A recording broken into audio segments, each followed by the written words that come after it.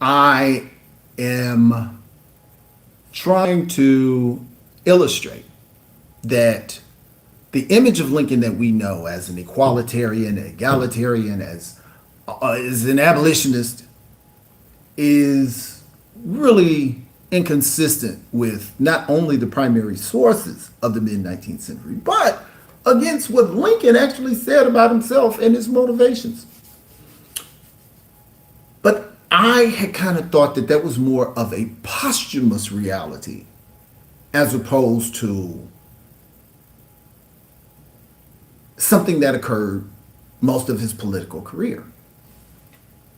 My second book, I am dedicating my research to see when did this great emancipator, equalitarian, egalitarian image begin?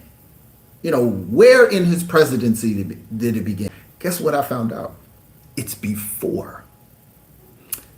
Now, Lincoln was part of the American Colonization Society since 1856. That's ship them out of the country. Let's just get rid of black folks. Okay? That's Lincoln. But in 1858, he got in a debate against the current senator of Illinois. His name was Stephen A. Douglas. And a political ploy that was used during that time was the misrepresentation of a political figure to turn the voters off from him, right? Now, it's not like Lincoln was just this lone victim in this. He was doing the same thing. Lincoln misrepresented Stephen A. Douglas. Stephen A. Douglas misrepresented Lincoln.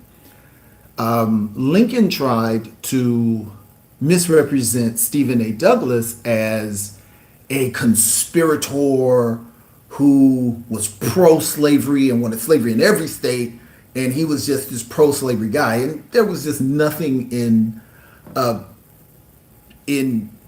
Stephen A. Douglas's history to sustain that. In fact, Stephen A. Douglas is best known for a doctrine called, oh, it jumps out of my mind, popular sovereignty, which means let the people in the territory of the state decide if they want slavery or not. And Stephen A. Douglas really said, I don't personally care for slavery, but if it's slavery, it's slavery. If it is, it is. If it ain't, it ain't. I really don't care. Let's build this country. Let's get this money. If they want to get the money through slavery, fine. If they want to get the money through wage labor, fine. If they want to get their labor through commercial farming, fine. Let's build the country. That's his mindset. Lincoln is saying, we have slavery in the South and it's working in the South. But we want to expand the northern economies so we can build the country with white people. He specifically said white people. And we've taken the land from Mexico, we're taking the land from the Native Americans, and we're going to make these homesteads, the Homestead Act. And these people will build a class of wealth that can reduce the taxes for the rich. He actually said this. So, Lincoln made Douglas this conspirator about slavery. So Douglas came back on him and said, well, he is the abolitionist. He's a black Republican.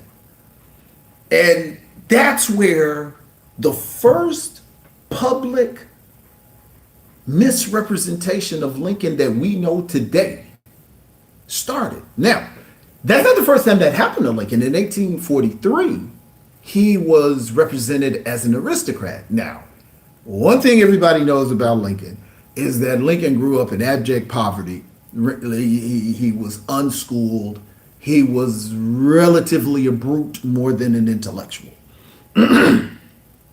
Not like Andrew Jackson in any way, but he came up poor. right? He didn't come from a well-to-do family. But because he married into the Todd family, who were Southern aristocrats, they kind of pushed him out of being a man of the people. This is in 1843, man of the people, into this, which cost him the popular vote in office he was running for, and he subsequently lost. So this was not the first time he was misrepresented politically. And so Lincoln was familiar with this, but why was Stephen A. Douglas's misrepresentation of Lincoln so much more impactful than any other misrepresentation? Because in 2025, we still believe it. It was something that Lincoln was not able to shake his entire career. And he tried to.